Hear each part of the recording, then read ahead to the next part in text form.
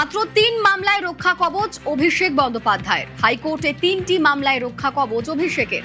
৬ August পর্যন্ত ৩ মামলায় রক্ষা কবচ। আমাদের সঙ্গে অর্ণব রয়েছেন প্রতিনিধি। অর্ণব, কোন ৩টি মামলায় রক্ষা কবচ পেলেন অভিষেক বন্দ্যোপাধ্যায়?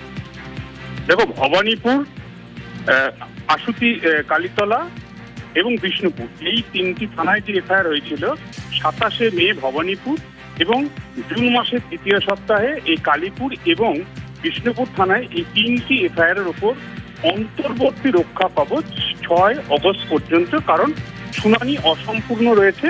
তাই আপাতত 6 তারিখ পর্যন্ত কোনো পদক্ষেপ অভিষেক বন্দ্যোপাধ্যায়ের বিরুদ্ধে পুলিশ, এই 3টে থানার পুলিশ করবে না, কোনো কড়া পদক্ষেপ করবে না। এই সীমিত রক্ষা কবচ দিল কলকাতা হাইকোর্ট। একই সঙ্গে শুভেন্দু অধিকারী যখন রাজ্যের বিরোধী দলনেতা ছিলেন, তিনি 2021 সালে যে মামলা করেছিলেন কলকাতা হাইকোর্টের, এবং 6 সেপ্টেম্বর 2021 তৎকালীন বিচারপতি রাজাশেখর মান্তা যে রক্ষা কবচ দিয়েছিলেন শুভেন্দু অধিকারীকে, যেটা কার্যত একটি ব্ল্যাঙ্কেট প্রোটেকশন ছিল যে শুভেন্দু অধিকারীর বিরুদ্ধে নতুন করে কোনো এফআইআর পর্যন্ত রুজু করা যাবে না, শুভেন্দু অধিকারীর করা সেই মামলাকে হাতিয়ার করে অভিষেক বন্দ্যোপাধ্যায় তিনি রক্ষা কবচ জোগাড়ে মরিয়া চেষ্টা চালালেন সকাল থেকে এই দুপুর 1টা 15 পর্যন্ত।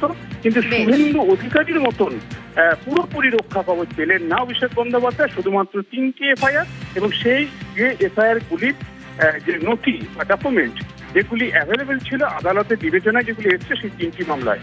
আরো 5টি মামলা রয়েছে, এফআইআর রয়েছে, সেখানে কিন্তু কোনো হস্তক্ষেপ এই মুহূর্তে বিচারপতি সৌগত ভট্টাচার্য করেননি। এবং এক্ষেত্রে বিচারপতি সৌগত ভট্টাচার্য বলেন, অলরেডি 2টি মামলা আমরা জানি, সইজাল মামলা এবং ডিজে মন্তব্য মামলা, সেখানে অভিষেক বন্দ্যোপাধ্যায় তদন্তে সহযোগিতা করছেন এবং কলকাতা হাইকোর্ট সেই শর্তে তাকে রক্ষা কবচ দিয়েছে। কার্যত তারই অনুরূপ মামলা বলে কলকাতা হাইকোর্ট মনে করছে এই 3টি মামলাকে, ভবানীপুর, কালীপুর এবং বিষ্ণুপুর, এই 3টি জায়গায় তাই অন্তর্বর্তী সীমিত রক্ষা কবচ 6 আগস্ট পর্যন্ত। বেশ, ধন্যবাদ।